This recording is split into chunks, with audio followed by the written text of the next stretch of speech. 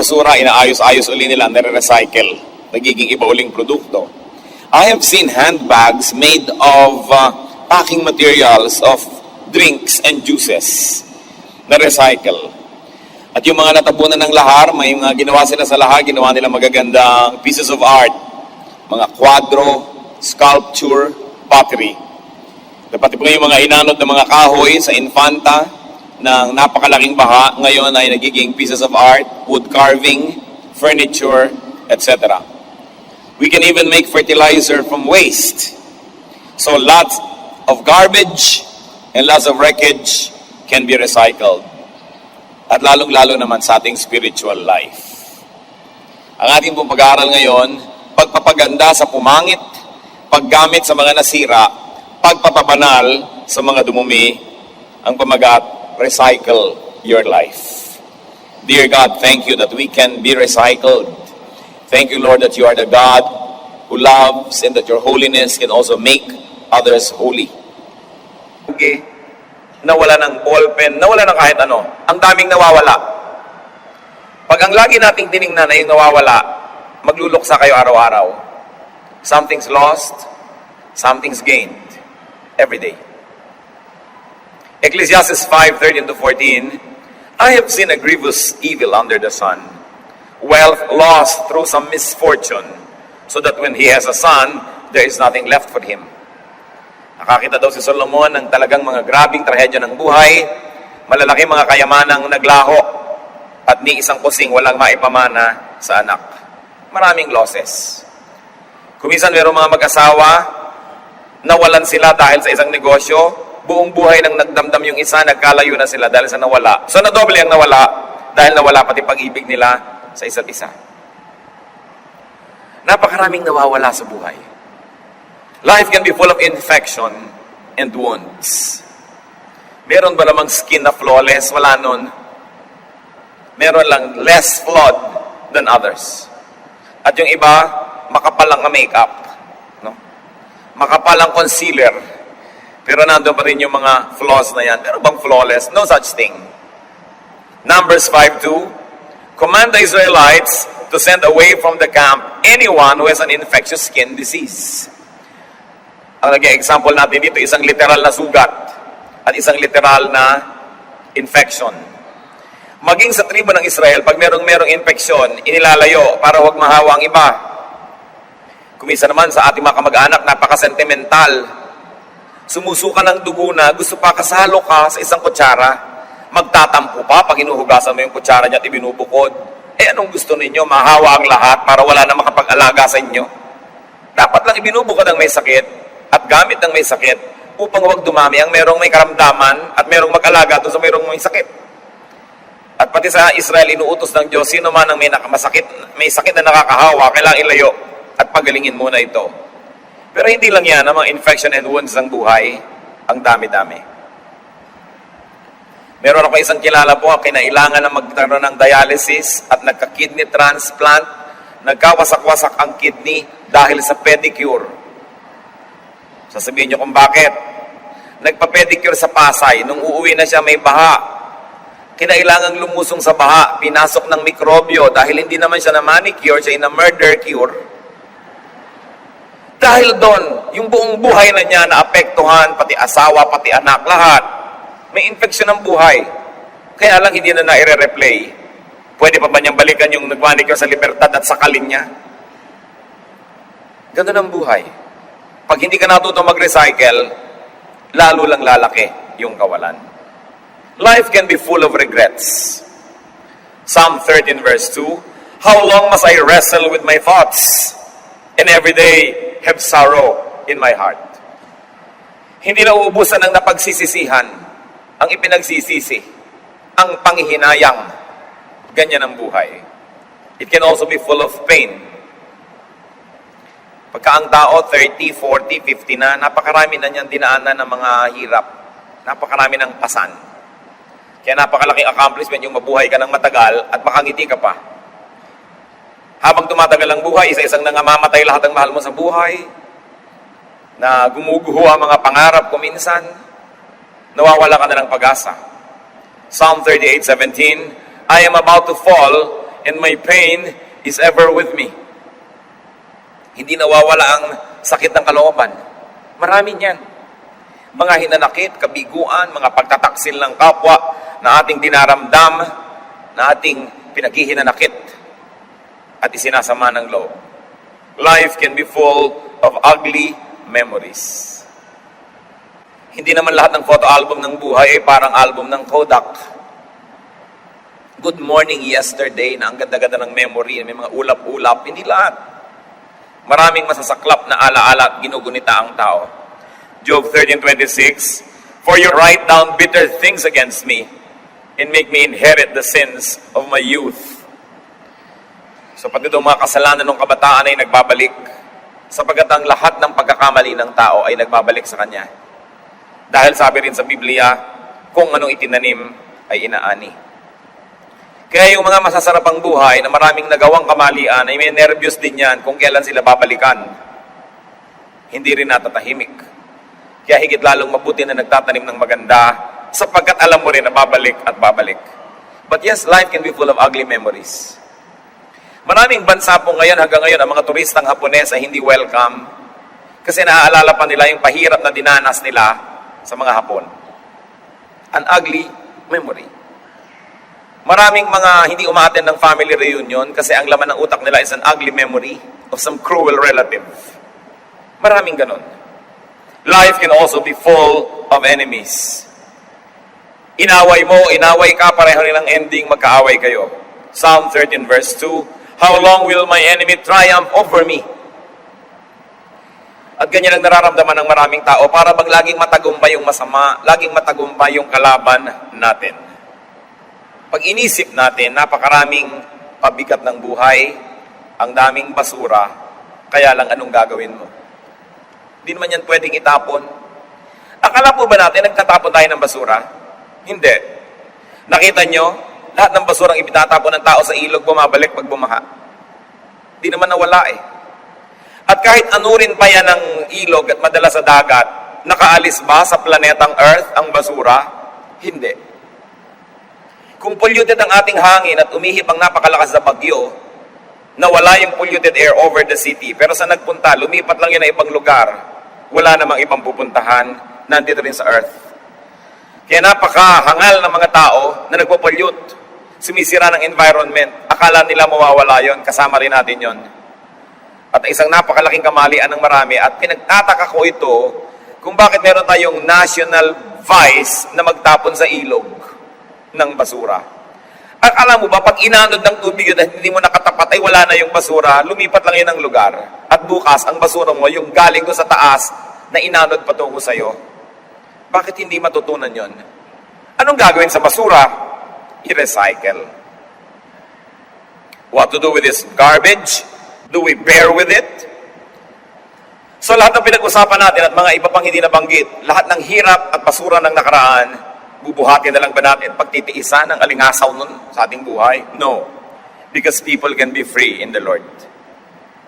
The Lord is wonderful at making new things out of old things. The Lord sets free even from one's own garbage. Galatians 5:1, it is for freedom that Christ has set us free. Double use of the word free. Para sa kalayaan, kaya tayo pinalaya. At saan kaya tayo pinapalaya ni Jesus? Pinapalaya tayo mula sa basura ng nakaraan, na kung hindi sa Kanya, at kung hindi sa ating pagsuko sa Kanya, ay kailangan nating pasanin, pagtiisan, at amuyin habang buhay. People can have another life. People can have another chance in the Lord.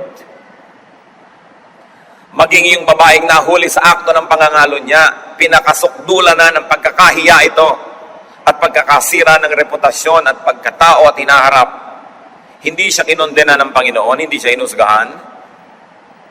At yung mga taong gustong bumato sa kanya, sabi ni Lord, yung walang kasalanan, mauna na. Siyempre, walang nangahas dahil lahat may kasalanan. At nung tumunghay muli ang Panginoon, ay sila na lang dalawa ng babaeng natira doon sa lansangan. Nag-uwi na yung iba't napahiya. At sabi niya sa John 8:11, did anybody condemn you? And the woman said, no one. Neither do I condemn you. Jesus declared, "Go now and live your life of sin." Recycling at its highest. Sabi na, pahiya ka na sa buong village na ito. Anong araw naman kasi, kung saan ka ipinanganak na baryo, doon ka na mamamatay. Hindi tulad ngayon. Kaya ang buntot mo, hila mo buong buhay. Tanda ng lahat ang ginawa mo, kahit nung maliit ka pa hanggang paglaki mo, walang kakalimot. Pero ang sabi ng Panginoon, walang naglakas ng loob na mahumusga sa iyo, hindi rin kita husgahan, at hindi kita i-condemn. Hindi kita hatulan. You know what Jesus just did? Jesus saved somebody from becoming a garbage. Because garbage is created by condemnation. Pag binaliwala mo na ang halaga ng isang bagay, doon pa lang siya nagiging basura. Pero habang iniingatan mo pa yung kahon ng sapatos na binili mo pa noong 1981, hindi pa siya basura. Pero sa tingin ng kapatid mo, nalinis ng linis, basura yun, gusto niyang itapon. Kasi winala niya ng halaga. Pero habang pinapahalagahan mo pa, hindi pa basura. At ganoon ang ginawa ng Panginoon sa babae nagkasala. Pinahalagahan. Kung ganon, hindi naging basura. Nagiging basura lang isang bagay o isang tao pag tinanggalan natin ng halaga. At salamat, hindi inaalis ang Panginoon ang halaga ng tao. Pinahahalagahan niya kahit sino, kahit pa nga yung nahuli sa akto ng pagkakasala.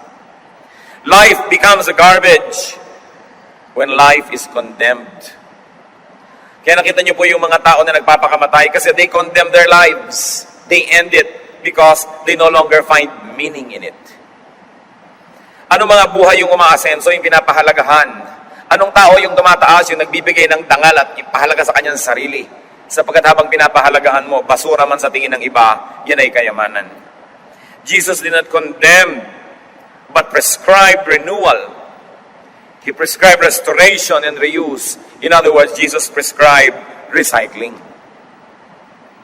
Meron kayong mga kabasurahan sa buhay, meron tayong mga kasiraan, may mga pinroblema, kapintasan, recycle your life. That's what God wants to happen. Huwag niyong isumpa ang nakaraan nyo, kahit ano pa yon. Kasi hindi niyo pwedeng sumpain ang nakaraan, hindi niyo susumpain niyo yung sarili. Sapagkat kayo rin yon. Hindi niyo pwedeng baliwalain ang isang bahagi ng nakaraan o ng inyong buhay na hindi niyo babaliwalain ang isang bahagi ng inyong pagkatao. Salamat ang Diyos, God of recycling. John 3:3, Jesus declared, "I tell you the truth, no one can see the kingdom of God unless he is born again." So to be born again is just another term, to be recycled. Kailangan ipanganak kang muli, magkaroon ka ng bagong halaga, magkaroon ka ng bagong pasimula. Tulad ng babae nagkasala, talikuran mo ang iyong kasalanan at magbagong buhay ka. Kasi pag hindi ka nagbagong buhay, ang gagawin mo lang, susumpain mo yung dati mong buhay. Pag sinabi nating eternal life, pag sinabi nating kingdom of God, it's not only eternal salvation in the next life, but very importantly, to have a brand new life and beginning on earth, this side of eternity. Another chance. And God is God of second chances. Laging nagbibigay ang Diyos ng panibagong pagkakataon. Hindi tulad ng tao, pinagsasawaan tayo. Tama na yan, nadala na ako sa iyo, hindi na kita papatawarin, wala ka ng chance sa akin. Pero hindi ganoon ang Diyos. Sa katunayan, sabi sa kanya ni Peter, "Lord, ilang beses ko bang papatawarin ng kapwa? 7 beses po ba?" Akala ni Peter, ang galing na ng kanyang panukala, dahil sa kaugalian ng Israel, kailangan magpatawad ka at least 3 times. Pero ginawa niya 3 times 2, 6 plus 1, kaya 7. Pero sabi ni Lord, "No, not 7, Peter. 70 times 7. Minultiply ko pa yun nung nabasa ko, hindi naman talaga pala 490 dapat. Symbolic yun. Ibig sabihin, huwag kang tumigil ng pagbibigay ng pagkakataon sa iyong kapwa. Iisa ang buhay ng anak nyo. Nung nagkamali, isinumpa nyo, pinalayas nyo, ba't di nyo papatayin? Kasi hindi nyo nabibigyan ng second chance eh. Ano pa yung buhay? Nagkamali ang inyong asawa, ayaw nyo na siyang pakinggan. Magpakamatay na kayo pareho. Kasi ayaw mo nang mabuhay. Liban na lang gusto mo mangalo niya at sumama sa iba at itulak mo siya mangalo niya sa iba. Wala kayong talagang ibang choice kundi magpatawaran to live life of sin and have a new life. Those people who find the beauty of recycling will be able to salvage whatever is left of life and will be able to beautify what has been uglified by the past. Pagka marunong tayong mag-recycle, pangit may napapaganda. Masakit man ay napapasarap. Madilim ay napapaliwanag. At talagang tunay, kung hindi tayo magbibigay ng second chance sa iba't sa atin, wala nang ibang buhay. Magkaroon man tayo ng buhay doon sa kabila, iba na yon, hindi tulad ng buhay na ito. Itong buhay na ito ay hindi dapat sayangin at hindi dapat itapon at aksayahin dahil lang nagkaroon ng damage. 2 Corinthians 5:17, therefore, if anyone is in Christ, he is a new creation. The old is gone, the new has come. We give people second chances. Pagka ang tao ay sinabing, ako'y nasa Panginoon, nagbabasa ako ng Biblia, sumasamba ako, bigyan nyo ng second chance. Tulungan ninyo. Hindi sabihin, gano'n naman kaya makakatagal yan, babalik at babalik din yan sa dating ugali. Hindi siya nabibigyan ng positive boost. Discouragement ang tinatanggap, invest encouragement. Kailangan nating lahat yan. In John 14:6, Jesus says, I am the way, and the truth, and the life. No one comes to the Father except through me. Aside from eternal salvation, which is the original meaning that people read into this, you have to read also that Father is God, and God is life. And when Jesus says, through me you can go to the Father, what He is saying is, you can have life again. Nabigyan ka na ng buhay nung isinilang ka, tas winaldas mo ang buhay na yan. Sinira mo, kay nasira ka ng iba, kasalanan mo at hindi, nagkagutay-gutay, nagkawindang-windang ka. Anong gagawin mo? Magpapakamatay ka na? No. Sabi niya, through me, you can go to the Father. You can have life. You can have life again. Kaya napakaganda po ng turo ng Christianity. Bagay sa lahat ng tao, dahil kailangan ng lahat ng tao, ma-recycle sila. To be recycled, turn mistakes into knowledge and wisdom. Merong isang executive na nagkamali. Ang pagkalaki-laki ng bunga ng kanyang pagkakamali, napakalaking kalugihan sa kanyang kumpanya. Pero empleyado lang siya, although top executive. At dahil inisip niyang napakalaki ng damage ng kanyang maling desisyon, nagbigay siya agad ng letter of resignation sa may-ari ng kumpanya. At ipinatawag siya, o ba't ka nagre-resign? Sa laki po ng damage ng aking pagkakamali. At sabi nung may-ari, sa palagay mo kaya't natutunan mo ang pagkakamali ito, uulitin mo pa? Ay, hindi na nga po, napakahirap nga ng lesson na yan kaya ako natutunan. Ba't ka magre-resign? Magbabayad ako ng isang magkakamali uli? Stay, because you already know what you should not do. You know, in life, it's important to know what to do, but equally important is to know what not to do. And usually, that is only learned by committing a mistake. Kasi sinasabi nila, experience is the best teacher. Probably not really the best, but a very excellent one. Proverbs 24:32, I applied my heart to what I observed and learned a lesson from what I saw. So, nagkamali kayo, at least alam nyo na ngayon kung ano yung mali sa tama. You are wiser. You are better. You are not a worse person, but in fact, you are now a more seasoned person. You may not be the star for all the seasons, but at least you are a seasoned person. Because now you know what not to do.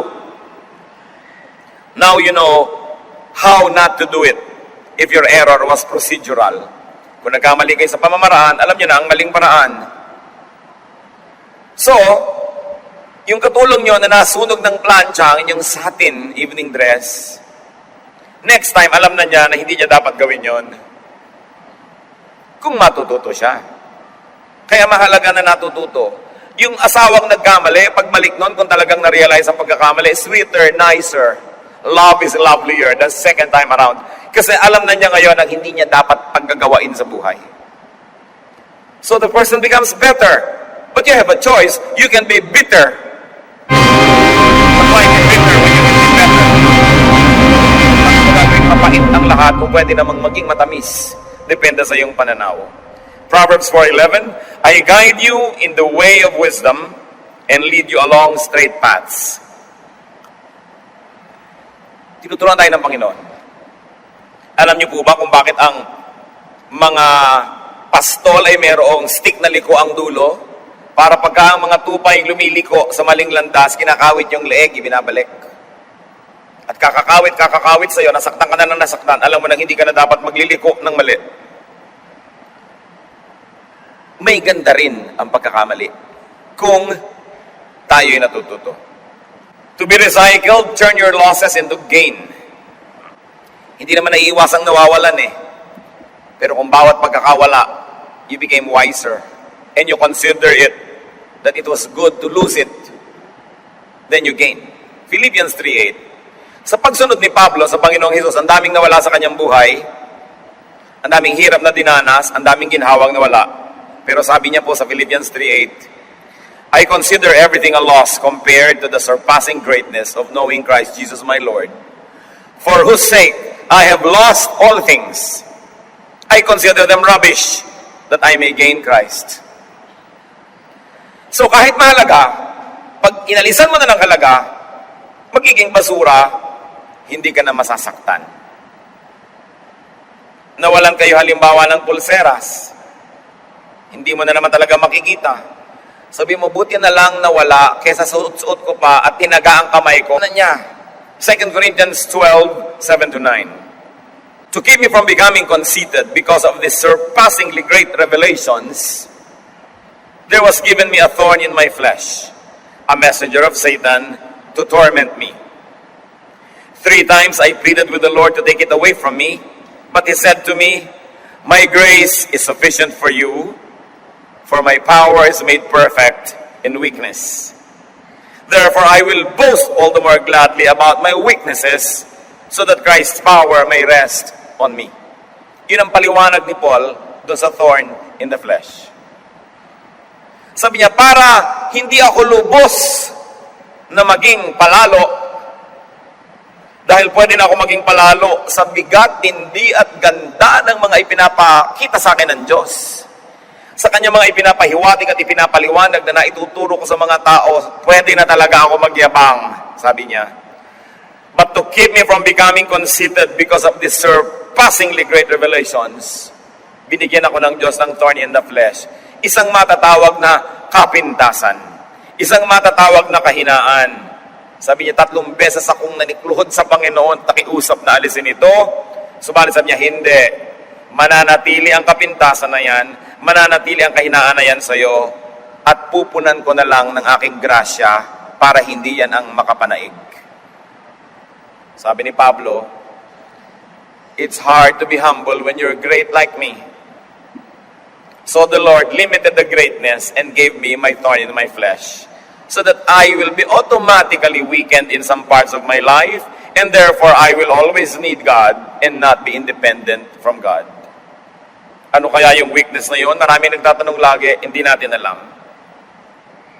So people allowed Paul, a great leader, to have a weakness, to have a thorn in his flesh, because it was the will of God that he would not be perfect. Sabi niya, sa dami at sa tindi ng mga revelation ng Diyos sa akin, sinamahan niya ng weakness para manatili akong grounded at patuloy na umaasa sa kanyang grasya. At kung yun ay niloob ng Panginoon na nandun, sino naman tayo para pilitin ng Diyos na alisin yon? Even the thorn in the flesh can be recycled. Because every weakness that is surrendered to God can be a channel for God to strengthen you. Ang lahat ng walang lamang sisidlan ng ating buhay ay nagiging pagpapala sapagkat pinupuno ng Diyos. Kung wala ka nang natira na walang laman, ano pa ang pupunuin ng Diyos? Kaya sabi niya, kahit yung mga walang laman, kahit mga kahinaan, ariin ninyong pagpapala, basta isinusuko nyo sa Diyos. Meron akong isang kilalang napaka-sexing babae. Talagang napaka-sexy. Pero dapat sa dilim mo lang makita, dahil santambak ang peklat. Sabi niya, alam mo, pang night swimming lang talaga ako. At kailangan walang tubig sa ilalim ng pool para ako maligo. Yung silhouette niya, napakaganda, ideal. Pero pag niliwanagan mo, no, nakakabit na yata sa balat niya ang lahat ng peklat sa mundo. Sabi niya, salamat na rin, nagkaganito ako. Kasi kung hindi siguro, kung saan-saang lupalog ko paghahampasan ang katawan ko sa ganda. No? So, naobliga siyang magtago-tago ng konti. Sabi niya, nakatulong yan para rin ako maging modest. So, kung meron po kayong matatawag na kapintasan, siguro kung wala yan, ang yapang nyo na. No? Kahit sa ating mga leaders, huwag nyo hanapan ng perfection. Tulad ni Paul, may thorn in the flesh. Take the thorns as well as the roses. It's part of the same plant. Hindi pwedeng bulaklak lang. Ang bawat rosas ay may kasamang tinik. Ganun talaga ang buhay. To recycle, turn your regrets into resolutions. Huwag kayong laging magsisi. Huwag kayong laging sayang. Turn your regrets into firm resolve to do better. To be better. Sabi sa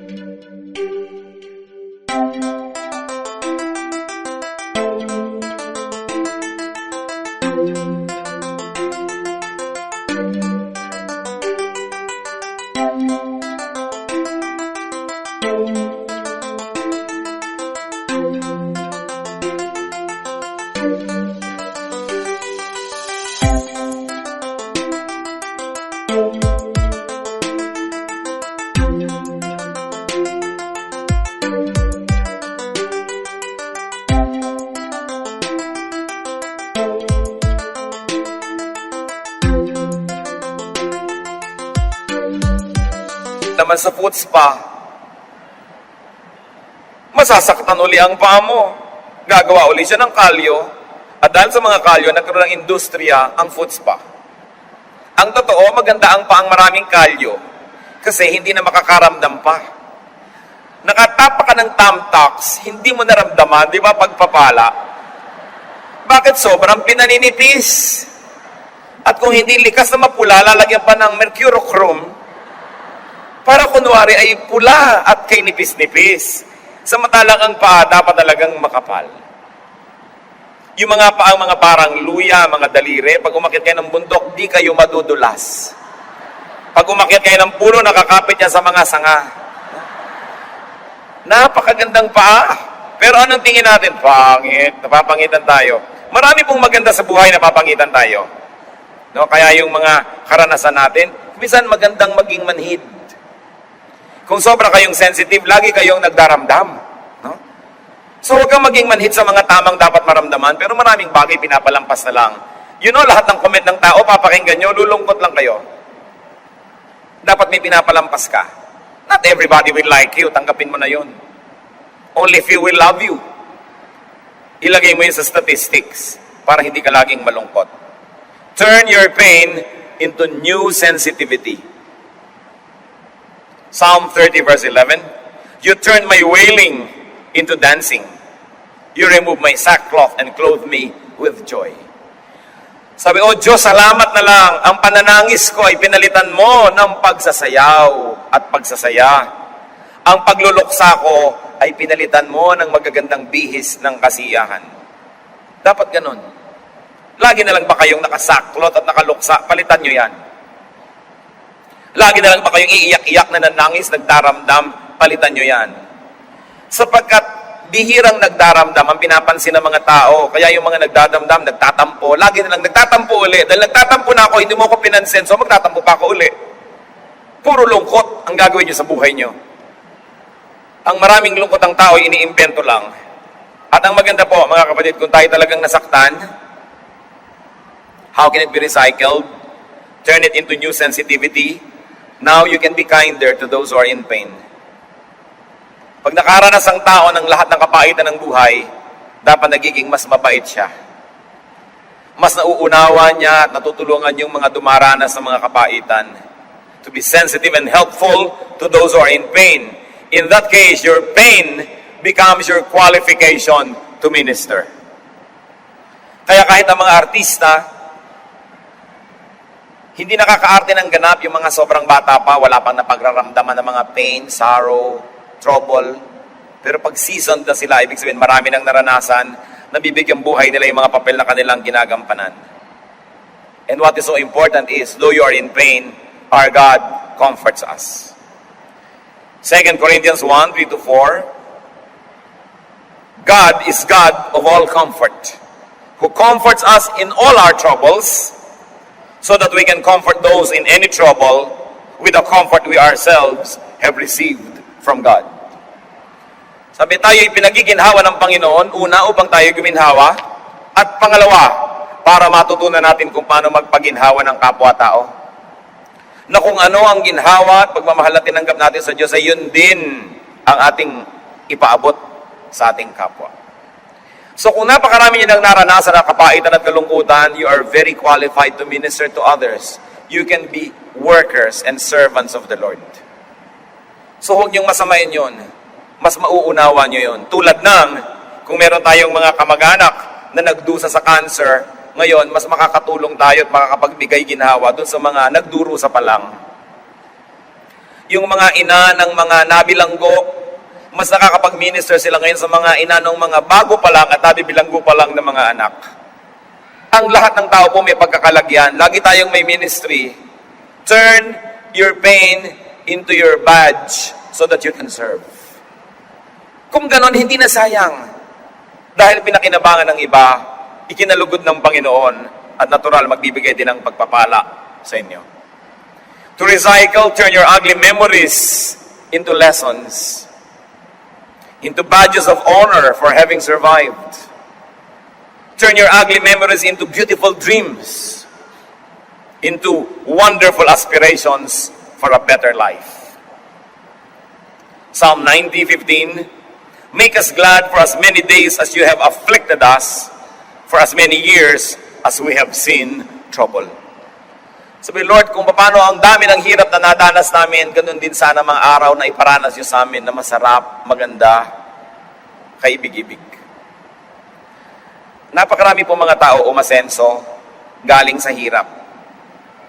Kaya sila umasenso dahil galing sila sa hirap, ayaw na nilang maging mahirap muli. Meron naman mga taong hindi umasenso dahil galing sa hirap. Parehong galing sa hirap. Pero anong ginagawa ninyo sa inyong naranasang kahirapan? If you will turn your ugly memories into motivation for you to dream and aspire so that it doesn't become a permanent fixture of your life, then it becomes a badge of honor. Pero pag lagi nyo ginawa, Jesus, mahirap lang kasi kami, kaya nandito ako ngayon, lasenggo. Mahirap kasi kami, kaya ito ko ngayon, batugan. Mahirap kami, kaya ang dami-dami kong anak. Mahirap kami, kaya ito kami ngayon, palaboy-laboy. Hindi ka natuto. Pero may mga mahirap na sabi, isinumpa kong hindi na ako magugutom muli, kaya ako nagsikap. Isinumpa ko, no, na hindi na ako titira uli sa ilalim ng tulay. At para kang si Scarlett O'Hara, na sabi niya, I shall never go hungry again. Sa isang napaka-classic na pelikula. So pwede niyong gawing pabigat sa buhay niyo yung memory ng kahirapan. Pwede niyo rin gawing pampalakas ng loob niyo so that you will achieve greatness. The same poverty can make you succeed or fail. The same memory can make or break you. So why allow yourself to be broken when you can be made? It is your decision. Most people who come from suffering but had great dreams, they were able to achieve a lot. Sa katunayan, mas masarap nga yung kuminsan galing sa hirap eh. Yung mga magulang, alam nyo, siyempre pag nagiging matanda na ang tao, nagiging mukhang pera. Kasi gusto na maging comfortable, marami nang nakitang hirap. Kaya anak, sino ba yung nanliligaw sa'yo? Mayaman ba yan? No? Pagka mahirap, naku, nakasimangot ang magulang. Pag mayaman, de kotse, ilalabas ang maruya. Lalagyan pa ng condensed milk para special. No? Alam nyo mga kadalagahan, naghahanap kayo ng mapapangasawa, huwag niyong hanapin yung mayaman o yung laki sa yaman. Kadalasan hindi niya alam yung halaga nun. Kahit mahirap, basta may pangarap, basta may ambisyon, mapapatino ang buhay niyo doon. Pero yung mayaman na walang ambisyon, hihirap din yun. Mawawala rin yun. Hindi ka pintasan maging mahirap, basta meron kang pangarap at meron ka ambisyon. Mas mabuti nga yung galing dun dahil ayaw na niyang bumalik. Yung mga hindi nakaranas dun, baka mag-excursion pa para maranasan. Kaya hindi ka pintasan yun. Huwag niyong gagawing negative aspect that you were poor. Just be motivated. And then you become more loving and you become kinder to the poor when you are no longer poor. You want to be recycled? Turn your enemies into friends. Into your mentors. Kung hindi nyo man sila maging kaibigan, gawin yung teacher. Matuto kayo sa mga karanasan nyo sa kanya para pakinabangan nyo siya. Kung ang natutunan mo man ay huwag magtiwala, ay natuto kang huwag magtiwala sa ganung uri ng ugali, may natutunan tayo. May mapapala kayo kahit sa makaaway. But the best way to beat your enemy is to turn him into a friend. If your enemy is hungry, give him food to eat. If he is thirsty, give him water to drink. In doing this, you will heap burning coals on his head, and the Lord will reward you. Nakikipag-away kayo, may galit sa inyo, ginawa nyo ng masama, lalong nagalit. Sa palagay nyo, mas panatag o mas panganib kayo. Pag may ginawa ka masama sa tao, ginalit mo siya, baka gumanti pa. Gusto mong tahimik ang buhay mo? Una, huwag mong gawan ng masama para hindi na gumante. Pangalawa, gawan mo pa ng mabuti. Kung gumanti man siya, buti nang igaganti sa'yo. Marami po mga tao hindi natututo sa buhay. Walang ginawa kundi magalit. Papagalitan mo yung mga tao, pagtalikod mo, sinaksak ka. I was talking to one contractor. Pinag-uusapan namin yung masasamang ugali ng mga manggagawa. Minsan daw bubuksan niya yung malaking cabinet doon sa isang construction firm, punong-puno ng mga trabahador, tulog. So, anong ginagawa mo? Pinapagalitan mo? Hindi. Papagalitan mo yan, mag-yes sir. Tapos mamaya babatuhin niya ako ng hollow blocks mula sa 3rd floor. Sabihin ko nun, useless pagalitan. No? Papagalitan mo yung iyaya ng anak mo dahil nagpabaya, pagtalikod mo, tinutusok ka anak mo ng perdible. O kaya papainumin niya ng pampatulog. Maghapong tulog ang bata habang siya text ng text. Yung magalit ka,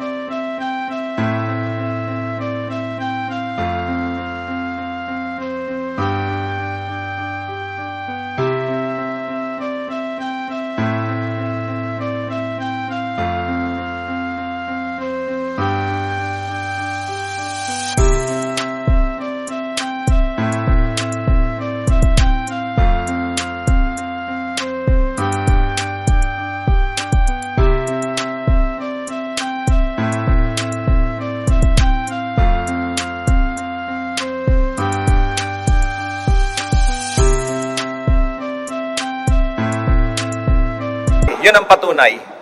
Nalampasan ang lahat ng nalampasan dahil nandun ang Diyos. 1 Corinthians 10:13, God is faithful. Even in temptation, He will not let you be tempted beyond what you can bear. But when you are tempted, He will also provide a way out so that you can stand up under it. God offers new hope. Patuloy ang Diyos na nagbibigay ng pag-asa ng kinabukasan ng buhay. Lamentations 3:22-23, the Lord's great love and His compassions never fail. They are new every morning.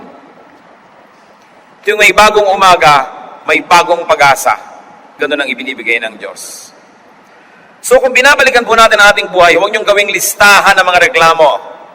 Gawin yung listahan ng mga pasalamat at pupuri sa Diyos. Turn your past, your history, into a catalog of God's goodness instead of a list of grudges. Huwag niyong gawin na ang buhay niyo ay listahan ng mga reklamo, hinaing mga reklamo at lungkot. Psalm 31:19, how great is your goodness, which you have stored up for those who fear you, which you bestow in the sight of men on those who take refuge on you. Napakadakila ng pag-ibig ng Diyos na kanyang iginagawad doon sa mga sumisilong at nagpapasakop sa Kanya. Turn your experience into a lesson for you. Turn your experience into a manual in life for you and for others. So nalaman mo na ang dapat gawin at hindi dapat gawin. Nalaman na natin ang maling hakbang at tamang hakbang. Pakinabangan ng iba. Ituro. Kaya lang, huwag niyo ituro sa ayaw makinig. Huwag kayo nagbibigay ng unsolicited advice. Pag hindi hinihingi ang inyong payo, manahimik kayo. Pero kung merong humihingi ng payo, handa tayong magbigay, nakabatay sa ating karanasan. Job 6:23, teach me, and I will be quiet. Show me where I have been wrong. Napakaganda yung pinagbubulay-bulayan ng kanyang mga bagay. You cannot change your past, but you can change your attitude about it. You can change your present, and you can make your future. Ang tapos ay tapos na, pero yung ngayon, kasalukuyan, ginagawa pa lang. Yung kinabukasan, gagawin pa lang. Bakit mo ubusin ang iyong panahon sa natapos na? Forget the parts of your past that sadden you. The parts of your past that weigh you down.